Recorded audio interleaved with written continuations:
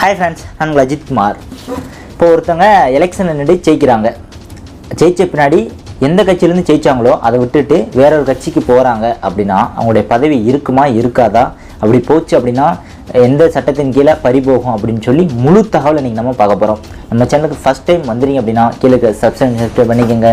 வாங்க வீடியோக்குள்ள போகலாம். கட்சி மாறுவதால் என்னை கோலை என்றோ பச்சொந்தி என்றோ எண்ணி விடாதீர்கள்.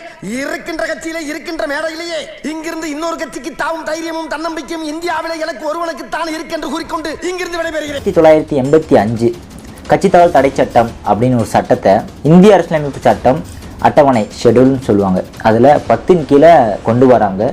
ராஜீவ்காந்தி பிரதமராக இருக்கும்போது இந்த சட்டத்தை கொண்டு வராரு. ஏன் கொண்டு வரார் அப்படின்னா, நேரு அவருடைய இறப்பிற்கு பின்னாடி பல்வேறு விதமான நபர்கள் இந்த ஒரு கட்சியில் சேர்ந்து இன்னொரு கட்சியில் இப்படி மாறி மாறி கிட்டத்தட்ட ஒரு 2000 பேர் மாறினதா புள்ளி விவரம் நமக்கு சொல்லுது.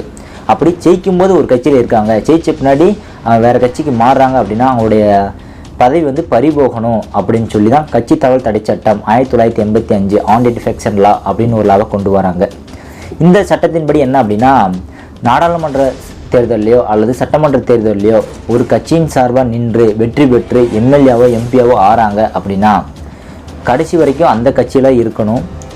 அந்த கொறடான்னு சொல்லுவாங்க, அந்த கட்சியினுடைய கொறடான்ற உத்தரவின் பேரை எதிர்த்து அவங்க வாக்களித்தாலோ இல்லை வாக்களிக்க மறுத்தாலோ அவங்க கட்சியை விட்டு வெளியே போயிடணும் அப்படின்னு சொல்லி கட்சி தகவல் தடை சட்டம் 1985 தெளிவாக சொல்கிறாங்க.